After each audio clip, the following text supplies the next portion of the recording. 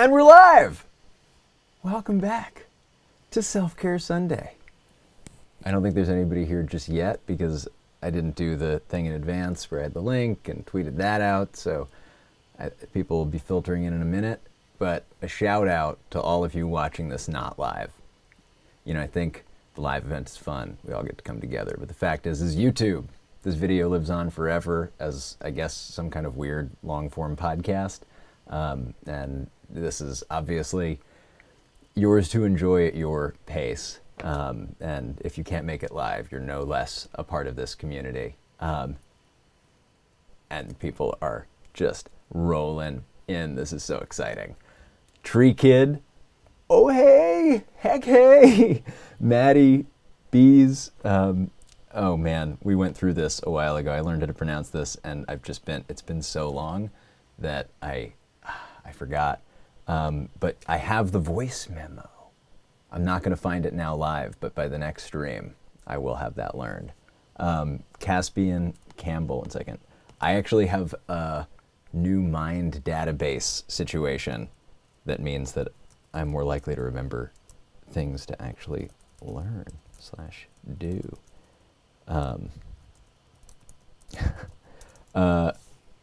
I'm so thrilled to be here. I'm going to keep shouting out the people rolling in. But what would Self-Care Sunday be without Tiffany? I introduce you to the new, the improved Tiffy Cam. If you don't know, Tiffany over here is my cat. She's actually in the room with me. Oh Jesus, what have I done? Okay, we're good. She's right over here. Oh, you're so cute. Ooh, you barfed. I gotta clean that up. My cat is a sweet calico who I adopted in 2016. She is, we believe, 14 years old, has a condition called chronic rhinitis and hyperesthesia, 2 separate conditions. She had all her teeth out, so she eats like a Muppet. She's my bro, she's my bae, she's my Tiffany. So everybody enjoy Tiffy in the corner. Oh man, I'm seeing so many people whose first Self-Care Sunday live it is. Bridget says that she loves you. Bridge, just if I fucked up your pronouns, just let me know. Please, people, if I mispronounce your names, if I get things wrong, correct me. For those of you that listened to Wolf 359, which I played one of the characters in and produced, I, as a person, learned many of the same lessons in playing that role that that character did, and I think that, yeah, learning's pretty awesome. And I feel like I've been learning a lot lately. I just got back from Patreon's conference, and learned a ton about that whole website and the world of being an independent creator. It was amazing to hear Elle Mills' story. She's a YouTube creator who has some incredible videos. I highly recommend her coming out video. I think it's called I Am Bisexual or something. It's phenomenal. It's just like an amazing piece of filmmaking on the YouTubes. And so it was awesome to get to hear her speak, and learning is pretty awesome should be in a t-shirt. I love that Mitzrayim. I would buy that shirt. So yeah, there's a lot that I kind of want to talk about today. I guess for anybody who's here who has no fucking clue who or what I am or what this channel's about, hi, welcome. I'm Zach Valenti. This is the basement that I live and work out of.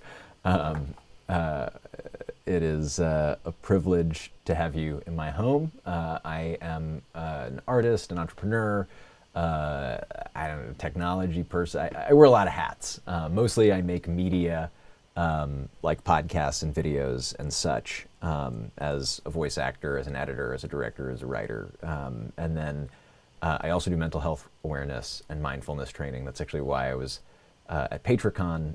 Patreon brought me out to teach meditation. which if y'all feel like we might be able to do, we could do some guided meditation today, if you'd like. I see Skr 99. I'm doing well. How are you? Good to have you here. So yeah, I think the first thing that I wanted to do before we got too far into it is come on over to this web browser over here. Oh God, I gotta move the Tiffy cam. Oh no, oh God, technical difficulties. We're gonna get to updates later. And if you want to learn more about my mental health, mindfulness, awareness training stuff, you can go to uplift.is. That's www.uplift.is. But in the meantime, this is a blog that I just started reading. Seth Godin showed up in a couple of podcasts. I've known about him for a while, but he showed up in my podcast feeds. I believe Krista Tippett's On Being, and I want to say maybe it was the Tim Ferriss show. I forget. He was in two of my podcast rotation little feeds, just like the things that are sort of on different sides of my listening list. Like he overlapped sort of in my spiritual podcast feed, and then also my sort of professional one, and he really spoke to both sides of me. The sort of emotional side, and then the more sort of serious side. And this is the blog post that came up today. I figured I'd read it and we could talk about it. Simply awake. Not groggy, not zoned out, not hyper, merely awake. Aware of what's around us. Present.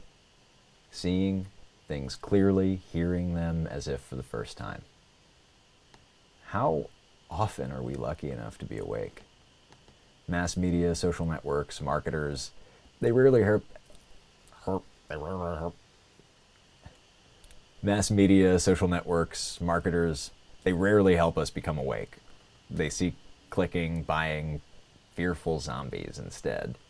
I love that. Fearful zombies.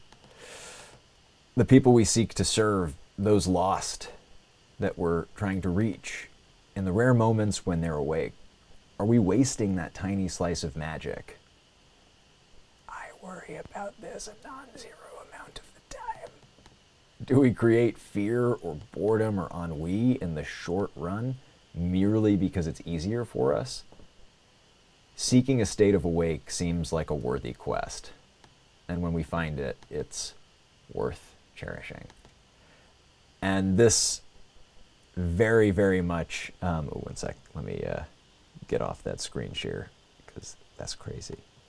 Oh God, I gotta move the Tiffy cam back to the other side. What you don't see is the TV studio in my laptop that I'm also running while we talk. If you're not aware, there's a which I don't know why you would be.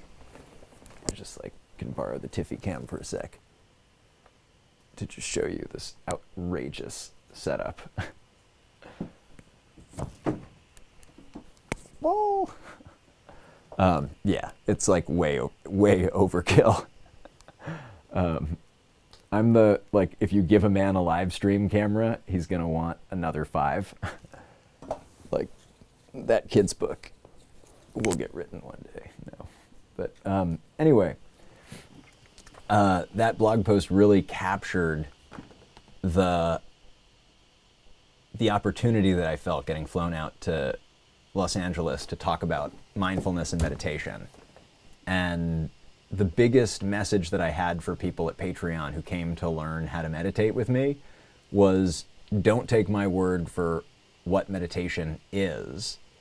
Notice how you may feel compelled to do it more to improve yourself, and see if you can see whether or not you have a picture of what meditation should look like. If I did it every day, I'd be happy. If I could do it properly, I'd be better than I am, and I can't do it properly, and so I'm bad. Like, do it properly, like maybe you have an expectation that meditation means the absence of thoughts, which for anybody who's tried to meditate, I think they can confidently tell you meditation is not about the absence of thought. If anything, it's just taking stock of the thoughts that are there that maybe we aren't awake for. So I love that. I'm going to jump over to the chat and see what anybody is saying about this. Oh man, so many first Self-Care Sunday people. This is amazing. Welcome, Spencer A. Where are you from, by the way? I'd love to get a sense of where around the planet this community is assembling from. Bridge, it's not Self-Care Sunday without technical difficulties. Yup. Oh man, I see people talking about time bombs. This is great. We could talk about that soon. Yeah. Oh wow, it sounds like everybody's getting sick. Yeah, that also sounds accurate to everybody in my life. Everybody loves Tiffy. Okay, I've now caught up with the chat. Oh, welcome from New Jersey. That's great. Oh man, Caspian Campbell with that sounds like a really helpful way to look at meditation, especially as somebody with ADHD. I'm really glad to hear that, and can certainly recommend. Oh, Tiffy Cam could be better. Going into the question of what is meditation for yourself, I've been getting a lot lately talking about learning, listening to this guy Jay Krishnamurti on YouTube talk about learning. That's been a really incredible experience. After a week of coursework hell, a chance to just focus the mind on something else and zone in on some chill vibes sounds like the best idea. Oh man, Zoe R, it's so great to have you here. Okay, because everybody's talking about it, let's just skip ahead to some update stuff. So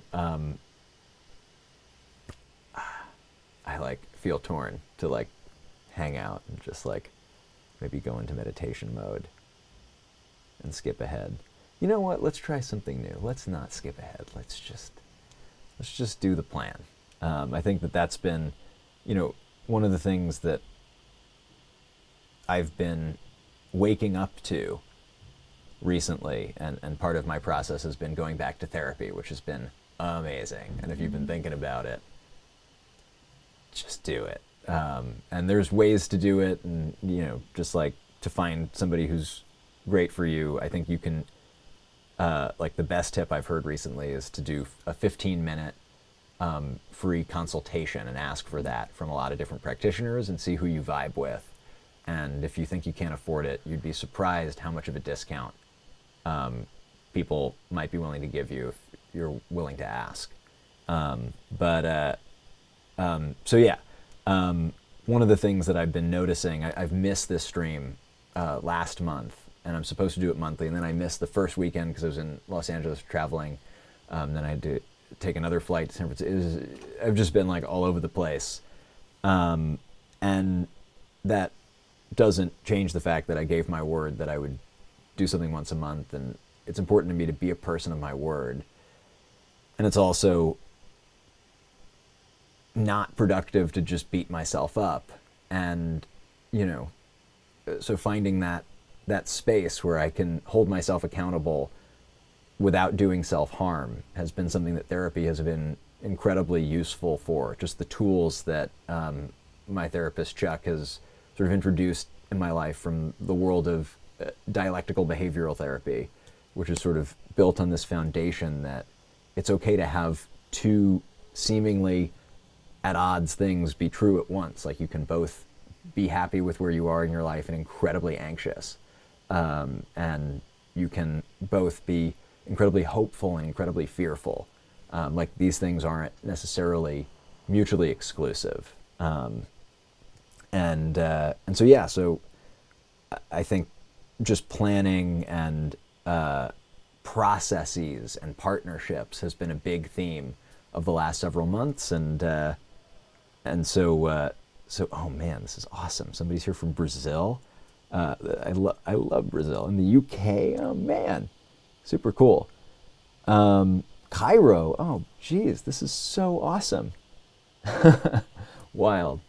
Man, go planet Earth. I love that. This is what's so appealing to me about the internet, is just the sort of the human family coming online together. Is really exciting. So yeah, I mean, I could share a little bit about my process that I've been working on. I basically have been making little tools for myself. One second. If you can peer into the Tiffy cam, I have this little notebook situation, notebook box. I basically just have a bunch of different dividers in it, and then note cards. So, you know, like sort of this kind of situation. That's a reminder to stop and just breathe. And then when I fill up the box at the end of the week, I come home and I upload it. I think I shared this on the last stream. I upload it to the cloud, which, beep, beep, beep, beep. Oh, weird. I guess I can do this. I don't know if this is easy to see. I think it's probably, probably too small. Ah, there we go. But yeah, you can see this is like in my daily log. I have like a little bullet for Self-Care Sunday.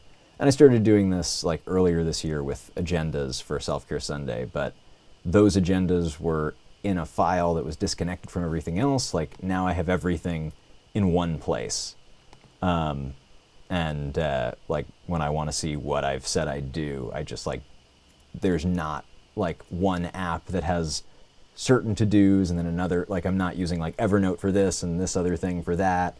I found it useful to just have one source of truth for my life. Yeah, that's been really helpful and has let me develop a lot of ideas without getting spread too thin in a way that I've been really like bad at that in the past. Yeah,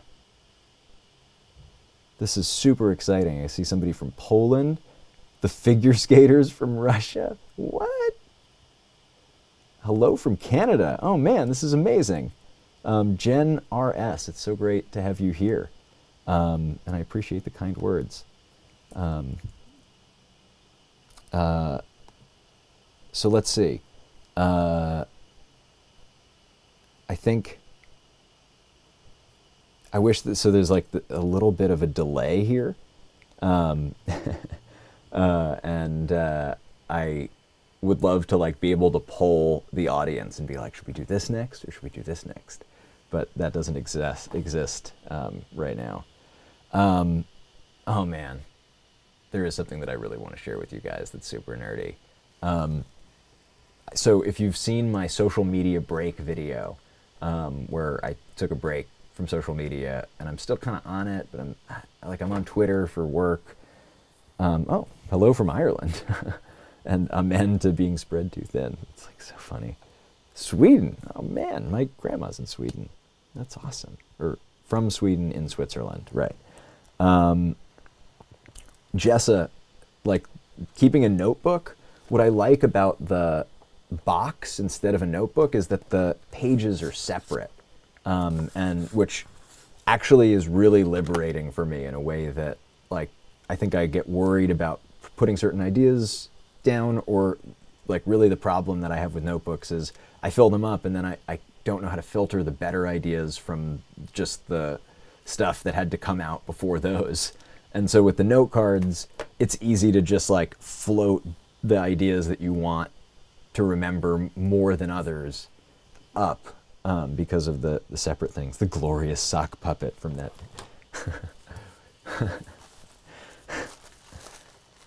Who you calling glorious? Oh no. Yeah, motherfucker. I'm not a great ventriloquist, but I'm trying. I don't know, Zach. You could really use some work. And You see the lips. But this is Ruffles. He's a terrible sock puppet that I brought into the world with my friend Ben.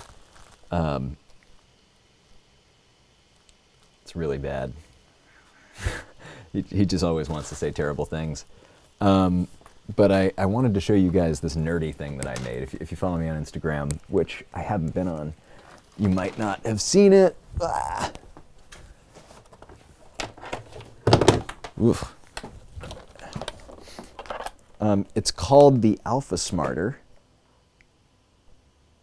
And it's basically a keyboard that you can use. Oh, sorry, Tiffy. Oh, no. Sorry, baby. Aw. So yeah, it's a Raspberry Pi project that basically I use as a journal. And boop, boop, boop. It pulls internet off of my phone from pairing. And then I use a free app, like an open source word processing program called Word Grinder. And that gives you this little thing. This little, like, you can see the text, maybe it's a little small. The screen is tiny, it's super impractical. When I was going to school in, I guess it was 3rd or 4th grade, I got diagnosed with learning disabilities and ADD, ADHD, and inattentive type. And so they gave me, they held off on the drugs at first, and they gave me first this thing called an Alpha Smart, which was a text-only keyboard. It was before laptops were like practically cheap enough to be given to children. So I was using the Alpha Smart to keep up in class and take notes and stuff. And it was great to have a distraction-free device.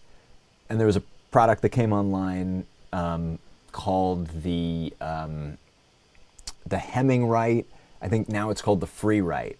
And I was like, hey guys, can I get a review unit? Like, I'd love to try it. And like, I'm this like weird nerdy guy that like I'll make YouTube videos about it. Just like, could you send me one? It's like $500, $600. I was like not really dying to throw my money at it. And they were like, nah, bro, we don't have one for you for free. So I was like, screw you guys, I'll make my own. Nah, I was like, you guys are nice and fine, and this is great. But I have a keyboard that I've already paid for, and I just cut a hole in it and installed this Raspberry Pi screen, and then there was like a computer in there. And then I got the battery pack on the back. So this is what I use to take my notes, and it actually syncs with Dynalist, the software that I was showing you guys, that I'm not going to pull up because you remember it and you get the point. So for me, having the tools has been a way to, and tools that I actually use, has been a great way to sort of take the wide beam of my attention and like hone it in, sort of like that X-Men character, Cyclops, that just like burns the planet unless he wears the glasses. And like, I think that that's like a little bit, my attention just like kind of shoots out in all directions unless I have some limitations. And I think while I reject limitations on principle, I think in reality I benefit from them creatively. And that is how you transition into time bombs. Yeah, nailed it. We'll get to meditation later. This is just like, I don't want to overplan these or keep them too strict, because I think I've been thinking about making this weekly again. I'm gonna keep it monthly through December, but I think coming back in this new year, I'm rethinking my whole online existence and ecosystem, and this can't be about the money, and that's important to me. I can't get too perfectionistic about this, otherwise I can't keep it up. And I think it's important to just like figure out the format that works without excuses and without trying too hard to do anything other than self-care on Sunday. Yeah. So anyway, talking about limitations in creativity brings to mind Time Bombs, which is an audio drama that the creators of Wolf 359, Gabrielle Urbina, myself, and Sarah Shackett, we came together and we were like, we want to do an audio drama in 1 week. 1 week. We're going to do it from start to finish, from idea to execution to like delivery of MP3s on a feed. And we fucking did it. We did it. And it was an incredible week. It was just like, whoa, no sleep in Brooklyn. Yeah, it was just an incredible experience. If you don't know what it is, it's a sitcom audio drama podcast that it focuses on a bomb disarmament crew. So it's a comedy about people who take apart bombs, who are themselves crazy, tightly wound, potentially explosive devices of humanity. And it's really funny. It was great to get to work with everybody on that project. Some familiar voices from Wolf: Noah Mazer, Cecilia Lynn Jacobs, Peter from the Loveless Administration special, Change of Mind, if you're a Wolf 359 fan. Also, shout out to the Wolf 359 fans. Y'all are amazing. The show's been off the air for almost a year, and you're still like so passionate about this thing.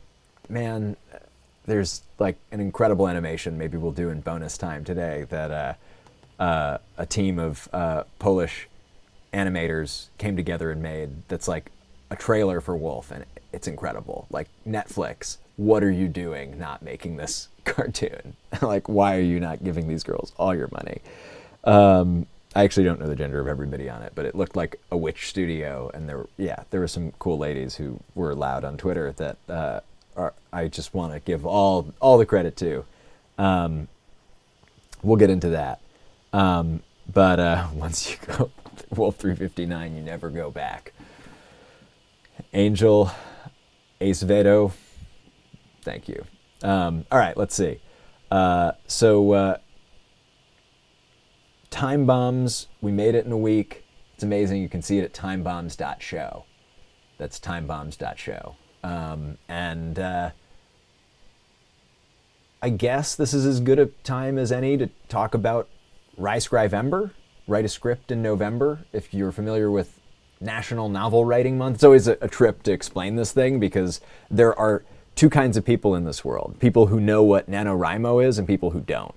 And mostly it's people who don't, but it's like, I think, very pedantic to explain it to somebody who does. Yeah.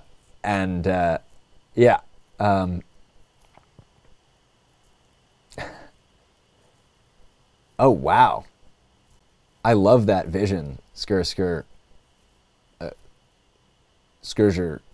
99. I had a dream a while ago about Self-Care Sunday, but IRL, where like I'm playing on a double piano and everybody's like drawing with crayons. It sounds amazing. I would love to do live events, live Self-Care Sunday. That would be fun.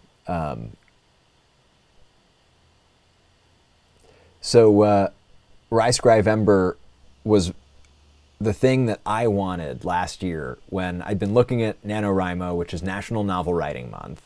Effectively, the point of it is to kick your butt to write a novel in a month. 50,000 words in 30 days. That's a hell of a goal, and I admire the heck out of it, and it's just more novel than I want to write. I want to write scripts, and that's a very loose goal for me, because some of the scripts are YouTube videos, some of the scripts are guided meditation tapes, some of them are focused AF, like podcast episodes, which I also feel guilty about because I'm really behind on that personal show. And there are reasons for it, but those reasons are not good excuses. They're just reasons. Yeah, I think just for the record that my promise of every other week on that show is I'm revoking that, and I'm going to clean that up on that feed at some point before the end of this year. My patrons, my personal patrons, you're going to hear from me soon. I owe you a lot, and I appreciate your contribution, and I appreciate your understanding of, your patience, I think, is really what it is, and your generosity. Whoa, so much love in this chat. It's incredible. Oh my gosh, Mitzrayim doing NaNoWriMo and RiseScribeEmber. Okay, so, oh wow, Zoe R with RiseScribe Progress, 17 pages of a script. What? Okay, this is amazing.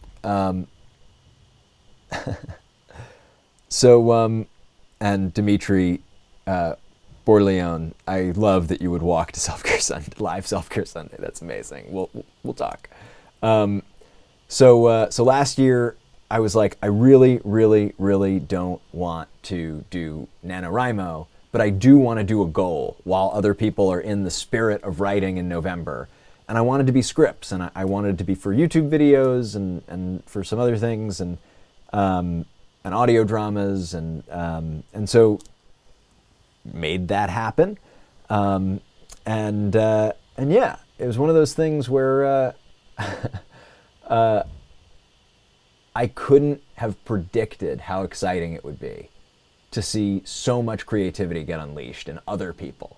Like, I was just thinking that it would be fun to do for myself, and it was just incredible to see hundreds of people sign up for the emails, and just like, you know, the interaction on the Google Doc, and there was a Discord, which I'm going to be emailing out to the list, the email list this Wednesday, so sign up at risescribeember.org. It's not too late to start if you want to write scripts, and the goals are thus.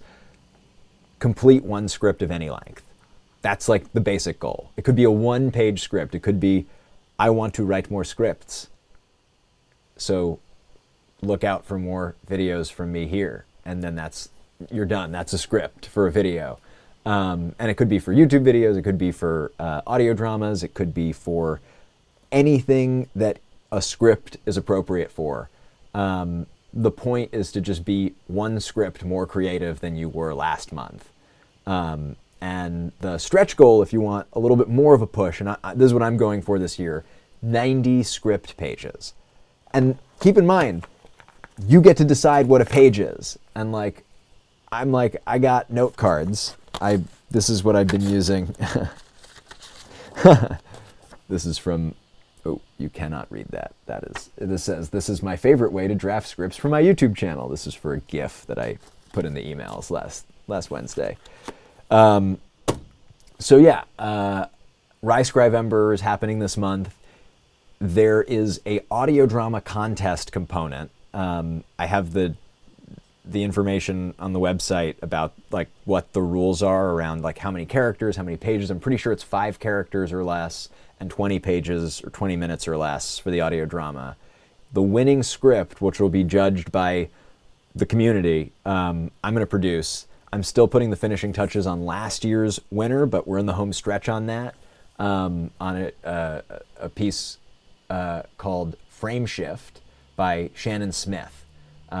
Briggan Snow and myself and Kristen DiMercurio and Eli Barraza and Zach Labresco and Beth Eyre. Beth friggin' Eyre is on this thing. It's like unbelievable, the cast and crew that assembled. It's like the Avengers of audio drama. And that was from last year's RiseScribeEmber. So who knows what this year's RiseScribeEmber is going to make happen. And all of those are going to go, like whatever we end up producing are going to be made available on Bandcamp for a charity. This year's audio drama that's produced from last year's, we're going to be raising money for United for Puerto Rico. And I haven't decided what we're going to do for next year's. We're going to figure that out later. The deadline is going to be, I think, the first week of December. but stay tuned and sign up for the emails if you want like the first word on all of that stuff. It's going to be great. I'm super excited. And if you're doubting if you can write an audio drama in a month, let me tell you, I know some people who did one in a week. Timebombs.show. Timebombs.show. You see what I did there? That was a total accident, by the way, that those happened to line up. And it was so invigorating and exciting to produce an audio drama that was written in a week, and written in a couple days and produce it in a week. It just like gave me so much to think about for what could happen this year in Rise Grive Ember. So yeah, that's happening. And then I guess the only other like big update thing is No Bad Ideas, which is another podcast. I'm just like between the Internet 3.0, the technology show I'm producing, Focused AF, which has been on the shelf and deserves some love, but is also something I've still been recording for and thinking extensively about, even though I haven't been uploading. And Time Bombs. And now, I've been producing a witches podcast called Pop Cult, with the U is actually a V, so Pop Cult. And now I'm doing No Bad Ideas with Gabrielle and Sarah. And Gabrielle and Sarah, if you don't know, are just two of the best collaborators I could ever dream of working with. I used to hate group projects back in school because, you know, school sucked. But I really, really, really, really, really love working with Gabrielle and Sarah in a group. They're so responsible, and they're so creative, and they're so just like supportive. And I say all the time how lucky I feel. Because I live in my dream. I have like two amazing roommates. We each have our own floor and bathroom here in Bushwick, which is like, I mean, that's like, I feel like like I live in a palace. You know, it's a little bit out of the way, but I actually kind of like that. It's quiet. And who knew that I'd like a quiet environment, but it makes me feel better in my brain most of the time.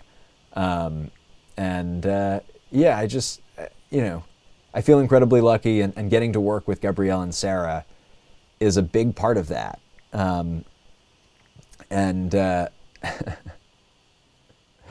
So yeah, No Bad Ideas is the sort of fruition of this concept that we've been kicking around since Wolf, called fear of public shame. You may have noticed our Twitter account, Fear the Shame, twitter.com/Fear the Shame, where we live blogged creating Time Bombs. Fear the Shame is derived from fear of public shame, which we've sort of identified as the #1 way to stay motivated to produce creative work, when you probably wouldn't do anything without that pressure of somebody you respect, people you love, might not be proud of you or like you or hate you even. So yeah. Alexi W., this is really sweet. I'm so glad that you're here to plug into some self-care. So No Bad Ideas is the fruition of this idea that we wanted to create some pressure on ourselves. And Time Bombs was like, we needed that, I think, psychically to produce something fiction. And then the idea was to create something that wasn't necessarily as sleep depriving to produce on a regular basis, but gives us an excuse to stretch creative muscles in a way that would also create an entertaining experience. So the first half of No Bad Ideas is a storytelling game show that the purpose of it is to basically have one of us bring a terrible idea from the internet, and the other two then have to turn it into a movie or TV or book or like some fiction story protagonist. We have to turn it into a narrative arc, basically, in 30 minutes or less. And it's a lot of fun. It's really weird. And then we take a break. We have a commercial break, and then we come back and we talk about life and staying creative and the pressures of living in a city like New York, and all that stuff. Zoe, it sounds like you're going to sleep. Enjoy it. Sleep is better than gold. I love the idea that the work on time bombs was essentially a time bomb. Badass Nephilim, that is a accurate take. Let's see. So that's No Bad Ideas. We launched a new Patreon for that page. And just a sidebar about Patreon, we've been having some problems with the Wolf 359 page. People who've backed us since we paused our campaign because we don't want to take anybody's money anymore, because we're not producing that show anymore. They haven't been able to access a lot of the posts from time to time. Like basically the start of every month, there's just a glitch in the website, and they've been slow to fix it.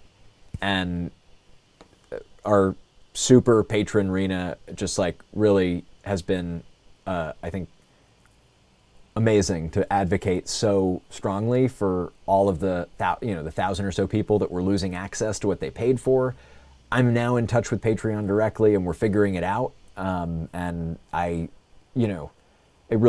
it doesn't feel great to know that the people that supported us have been impacted.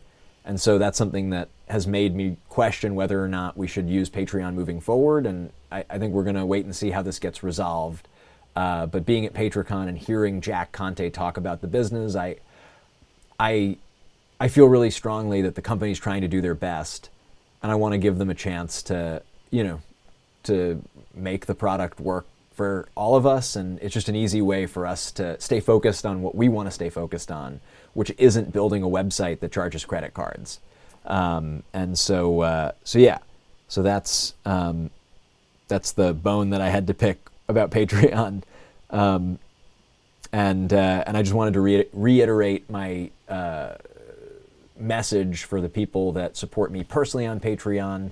It's meant the world that so many of you have stuck with me while I've been slow to update and to share things. I'm thinking about going to per thing instead of per month, because I just am clear that I'm needing a certain kind of flexibility in how I spend my time right now to be able to take certain opportunities and pivot and try new things. Oh my God, somebody slapped me for, I've just Pivot is this funny website that Sarah shared me with that has all the startup worlds and stuff.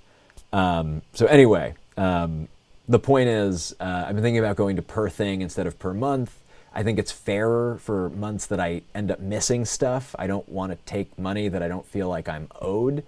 And yeah, I don't know. It's something that I don't want to just do too quickly, because I think I've learned over the last year and a half what happens when you do things too quickly or try. And it's that they don't turn out right. And whether that's baking with Zach Libresco, which was hilarious, and I should never bake differently for live streams, I think, but for other things like my art that's focused AF, or I don't know, things that deserve the time to be developed. I just want to make sure that I'm learning from what I would consider my mistakes. Yeah, I don't know. It's just so awesome to get to show up here and connect with all of you and talk about life in ways that are really important to me, and give me life to talk about, and to be able to sort of pay forward my privilege in ways. Because I know there are probably some of you watching that can't afford therapy, no matter how cheap they make it. And what you could get for free may not be what actually meets your needs 100%. And that sucks. And I wish that were fucking different. And I think that where there is a will, there's a way. So please, if you are somebody who would benefit from, support, there are resources available. And I'll put some of them in the description. I can't believe they're not there yet, now that I think about it, but I don't think they're there. But anyway, wait, Zach Valenti, for sake of our sanity, buy a blender? I have a blender. Why should I get a blender, Thea Sinclair? I'm so curious. Let's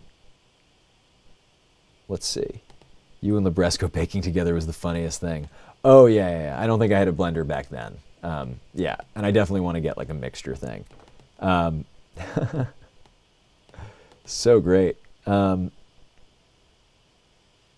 Maddie, it's not surprising that you would zone out while I ramble on and divert into tangents and sidebars every other minute. But, you know, it just feels good to just let it flow.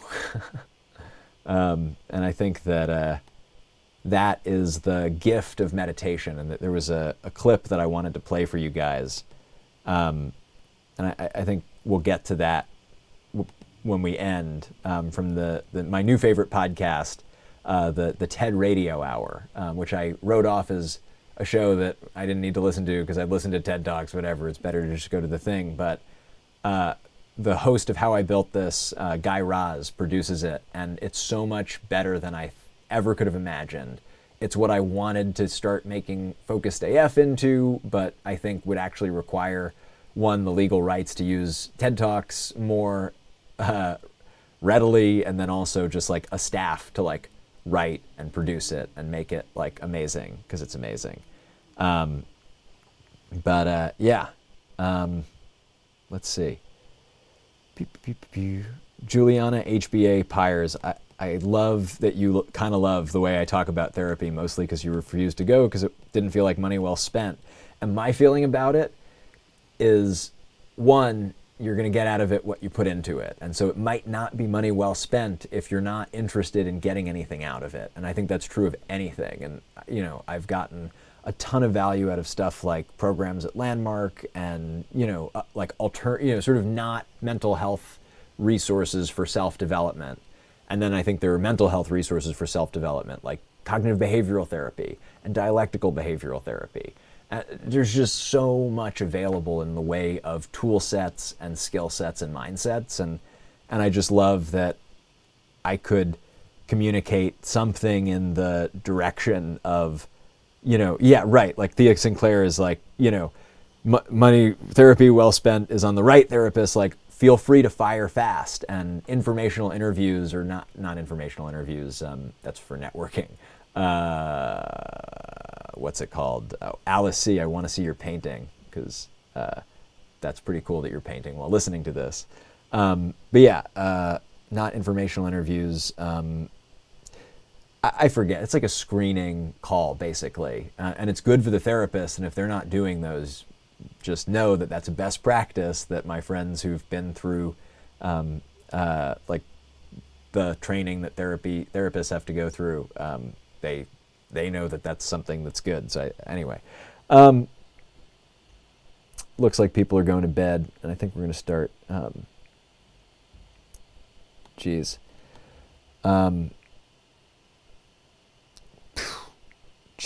Thea, I'm so sorry to hear that. That's terrible.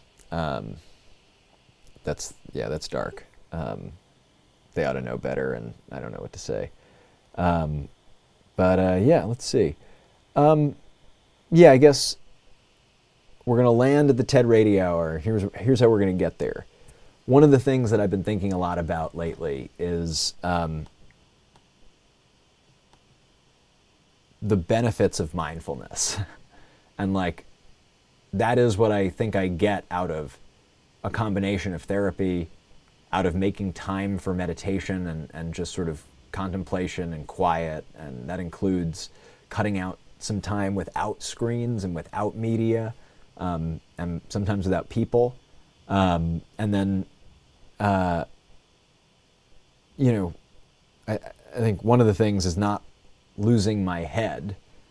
And that was really there for me the other day, just yesterday, when after a crazy whirlwind week of traveling first to PatriCon and then to San Francisco for an interview for a podcast that fell through, and then back to New York on the red eye, and I learned what the red eye means because, oh my God, I was just like so tired coming at it. I didn't sleep very well.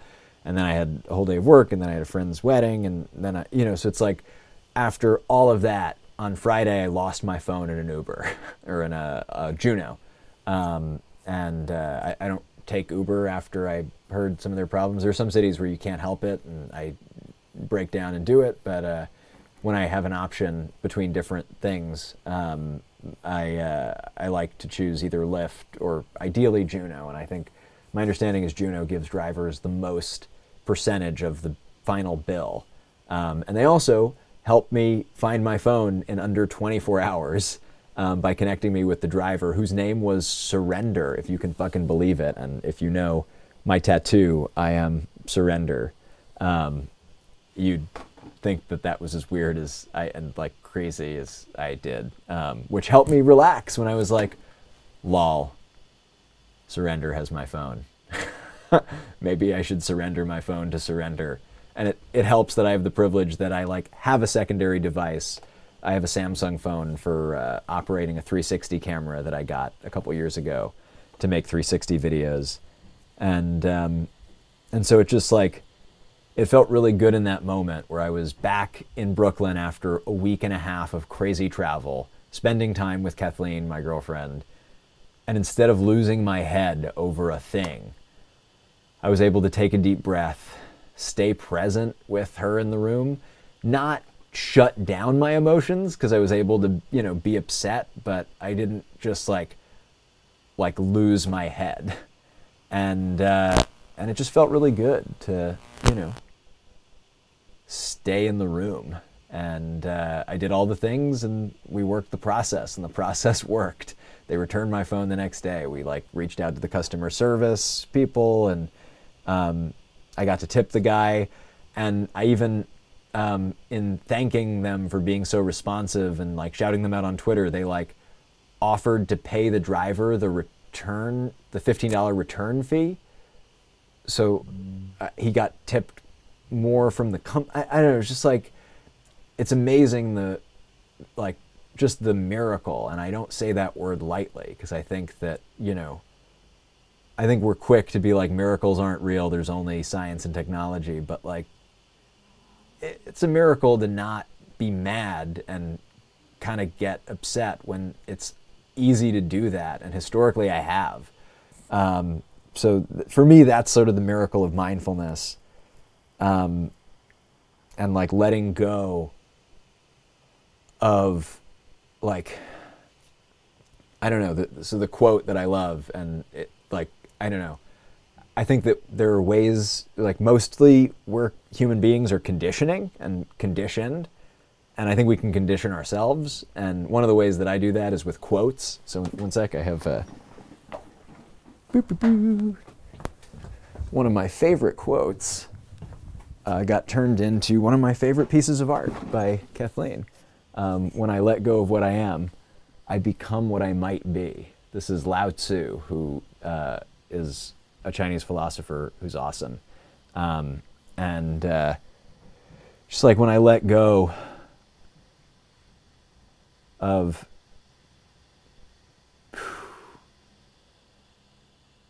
beating myself up, of feeling stupid or trying to resist that I feel stupid, because that's how I felt when I was oh no, my phone's in that car. It was I feel so stupid. And just felt embarrassed and not mindful, which as somebody who's going to conferences to talk about mindfulness, I feel I'm imposter syndrome when I am not mindful enough to remember my phone out of a car.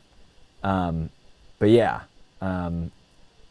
it just felt really good to just let go of that it's a problem that I feel stupid, that I should feel stupid, just it was just nice to have the wherewithal to let go.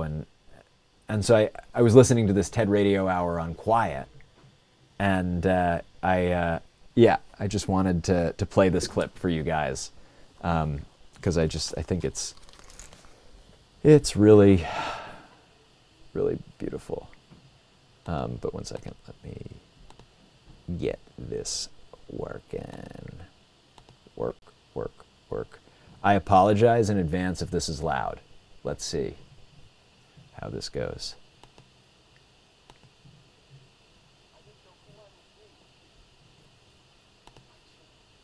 And so that guy's voice is Ted Radio Hour Quiet.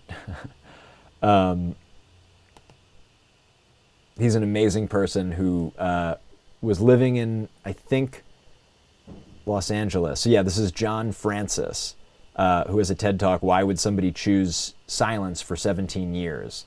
And basically he witnessed an oil tanker spill in, I think, Los Angeles or San Francisco, wherever he was, decided to stop taking cars because he couldn't unsee how gross that, like, you know, the black tar and it was just like the smell, the combustion of it all. It was just, it grossed him out, and so he just opted out. And he got tired of talking about it because people gave him a hard time. So then one day he decided to stop talking. And then 17 years later, he hadn't talked for 17 years. And then in that 17th year of silence, he started feeling a little bit trapped in being the person who never, well, I think, okay, now I'm getting my story mixed up. I've only listened to this twice in the last week, so I don't have it memorized. But basically, if I recall correctly, he started talking and then felt trapped in not being able to take motor vehicles and was worried about if he caved and gave in to taking cars and participating in motorized vehicles that use gasoline again, like what it would mean for him and for his identity.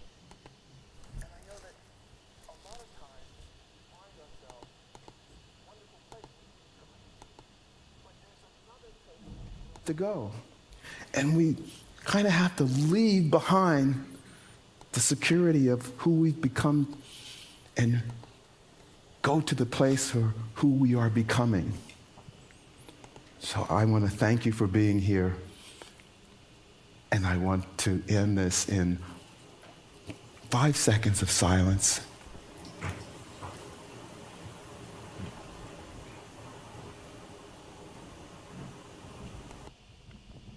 And just to, like, really bring this home, you know, one of the things that I've been dealing with in the last year as a Wolf 359 alum is, who am I after playing Doug Eiffel? You know, sort of like, really, like,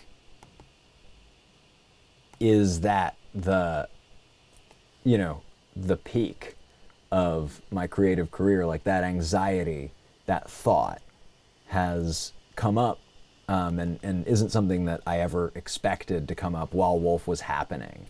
And then there's the insecurities around the partners that I work with. Like, you know, I think Gabrielle and Sarah write together in a way that I write kind of better alone. And I love the, like, 30,000-foot whiteboarding, you know, thing, but it's like pulling teeth to get me to write lots and lots and lots of script pages. So, you know, it's not a surprise that I wrote less of them in Wolf. And as, you know, time has gone on, it's like interesting to see how the relationships, you know, are changing and growing in the wake of Wolf. And so it's been beautiful to, in producing this show, No Bad Ideas, and in just being a human being and journaling and reflecting on my life and talking to the amazing people in my community and my partners. My partner Charlotte had this beautiful quote around insecurity in partnerships, where gratitude is sort of the antidote to fear. And I don't know, it's just like, it's so easy to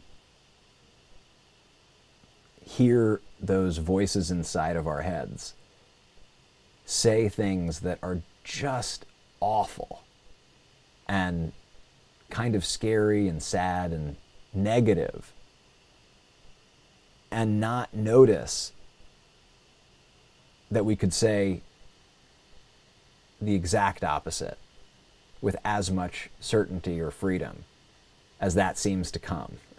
Like, you know, I could just as easily remind myself all of the love and connection as I could the evidence for the opposite.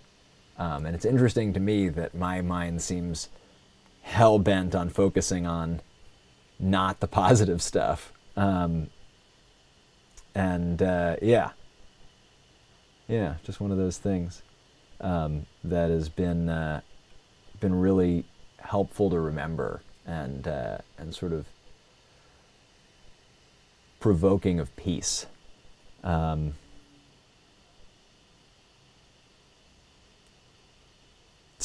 That's so funny. The world will beat you up enough as it is. So good. Aw. Thank you guys for all your kind words about Kathleen's art too. Oh man, I love that somebody knew somebody named Princess. I'm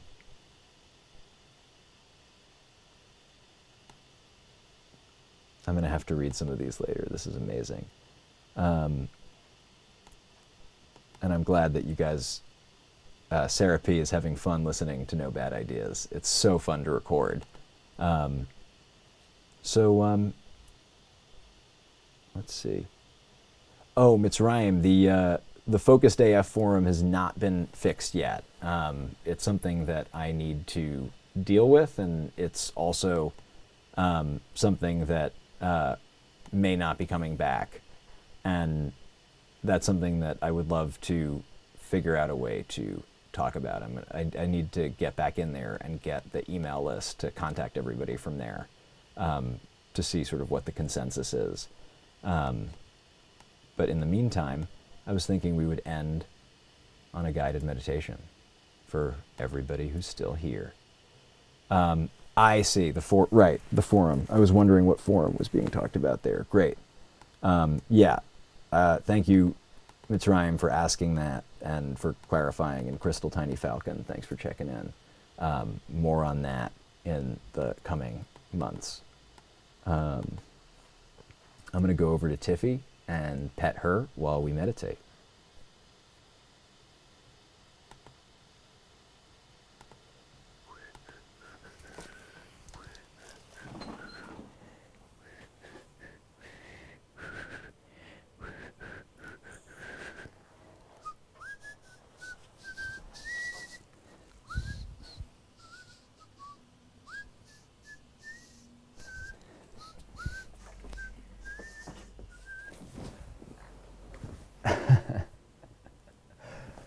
See. I'll get it up a little bit. Ooh.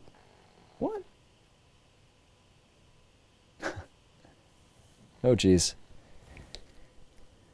Recommend you start out by relaxing comfortably wherever you are. And you can be standing. You can be sitting.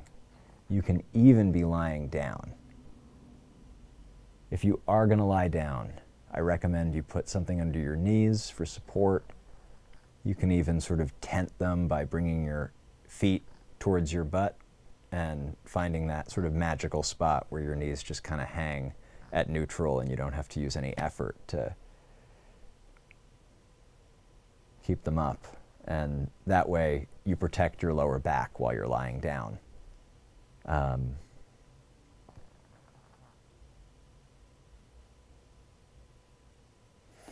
Wherever you are.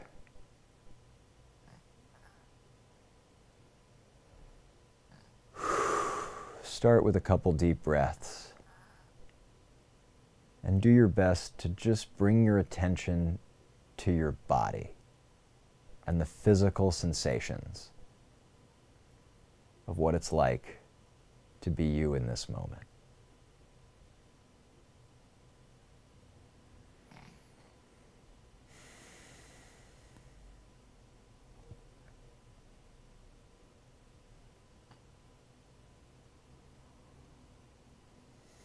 Where do you feel pressure against whatever you're sitting on, standing on, or lying on.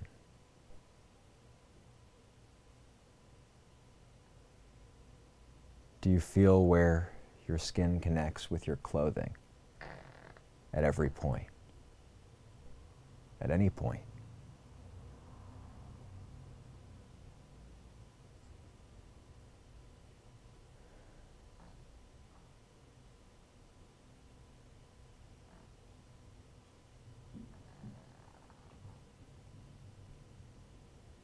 It's totally okay to start wherever the sensation is most noticeable and rest there.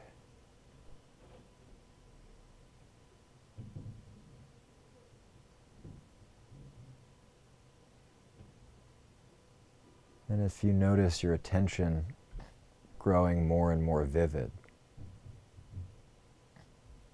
see if you can expand what's in your field of awareness.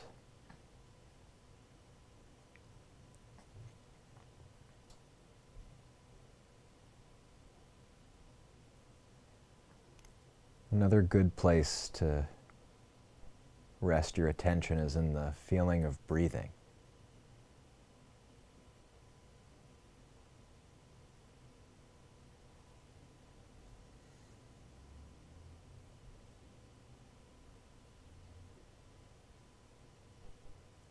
Just the sensations, maybe around the nostrils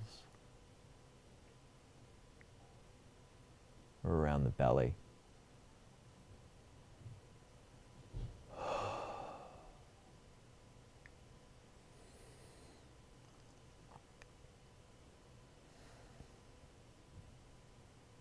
Notice if there's any tension in your body.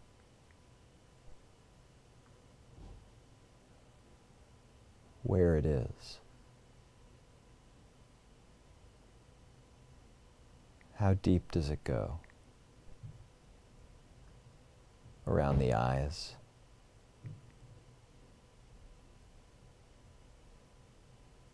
In the neck.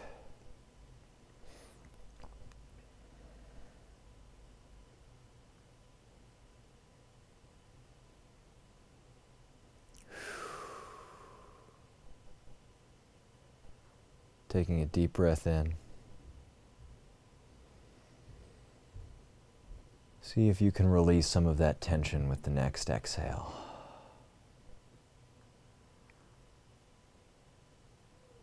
Take a couple more deep breaths, releasing as much tension as you can with every exhale.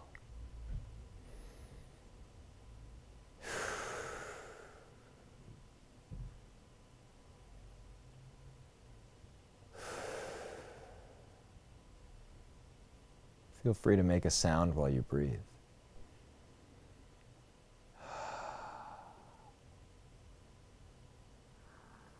If anything doesn't feel good, stop doing it.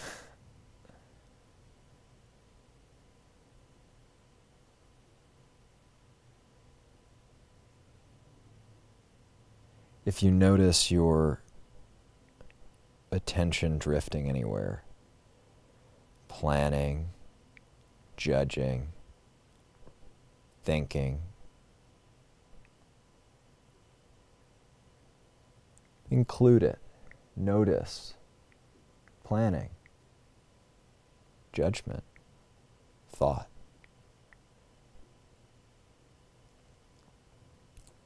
And also include some physical sensation. Meditation is a full contact sport. The only way we can touch life is through our bodies, and that's what we're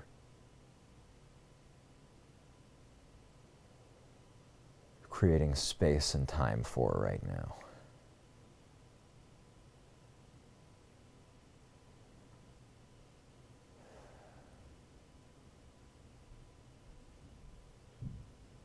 Feel free to have your eyes open or closed. I tend to like to have half a gaze, sort of a blurry gaze, as it were, just letting the eyes sort of unfocus. The light helps me stay awake, as I'm prone to nod off when I close my eyes, but sometimes it feels better to just close the eyes. And if you fall asleep, there's nothing wrong. The body takes what it needs when you give it the gift of rest.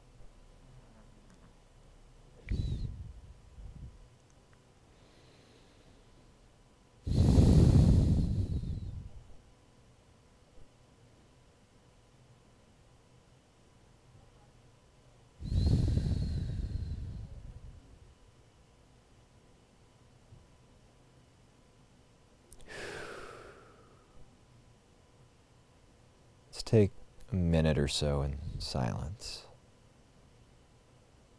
Just seeing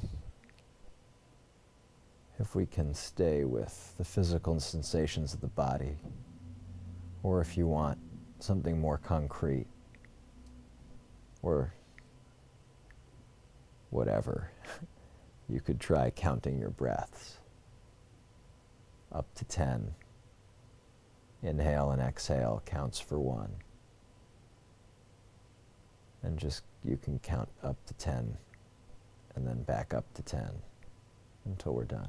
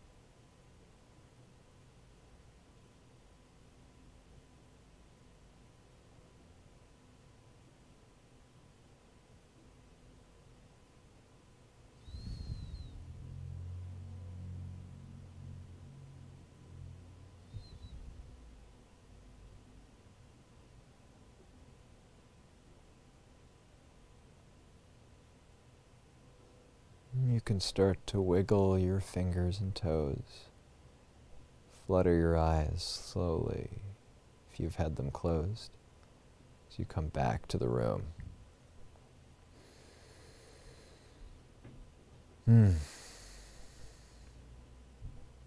Just notice how you feel now. If there's anything that you're awake to now that maybe you didn't notice, or just the quality of how it feels to be you after taking a moment of quiet. One of my favorite things to do is share a piece with people. So I appreciate you joining me to practice some self-care this Sunday. I know it would be really high production value if I could wrap up the stream from here, but I do have to go over there to click the button. So I'm going to do that. But I really am grateful to have you all here, and it's just a joy to get to connect with you guys in this particular way. I have a lot of ideas, more than I feel like I can actually execute on in the time that I have, and I've been reflecting a lot more about how I want to spend my time, period, let alone on the internet. And I think this whole mindfulness racket seems to be one that I can uniquely contribute to in a way that doesn't feel like work.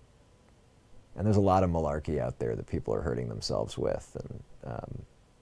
And so, yeah, I appreciate your generous listening, because this is definitely a work in progress, so to speak. So, yeah, I could pet Tiffy in this chair all day.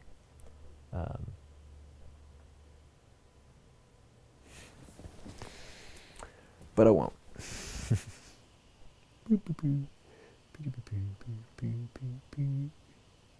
Aww, look at this little Tiffy. You're so cute, Tiffy. She's got a crusty little nose you might be able to see. Oh, sorry, hon. I pick it to make sure she can breathe so that she can smell her food, otherwise she stops eating. It's okay, hon. It's kind of gross, but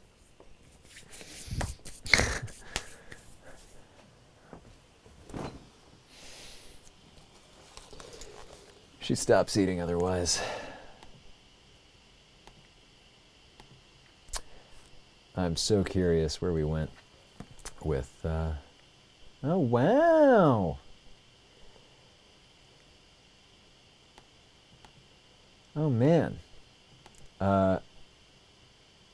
This is super cool. Well, I think I could probably cut out, I'm just seeing a lot of love for this exercise. Man, we can probably export that audio. That would be fun. Keep an eye peeled for the link. I might get around to that later. But, oh man, critics, that means a lot to hear. I'm so glad that you were able to make it, and I appreciate your kind words. It's very kind of you. Having a cat is great at all times. Aw. I would like to get back to doing this weekly. I'm not promising that I'm going to start doing that next week, because I'm looking to work the process and not overdo it. But I do think you can expect an MP3 of this, along with a new episode of Focused AF in the next couple weeks. I'm waiting for a recording that I made at Patricon with the Simplecast crew. Yeah, it's going to be great. But in the meantime, until next time, Rye-Scribe Embrians, I'll see you on Twitter and via email. No Bad Ideas, we'll see you with a new episode later this week. NoBadIdeasPodcast.com. Check it out. NoBadIdeasPodcast.com. Timebombs.show for that magic. And yeah, I don't know. There's just so much that we could talk about. But we will see each other again soon. In the meantime, bye for now. I press the button, and there's another button you gotta press. Oh gosh. All right, there we go.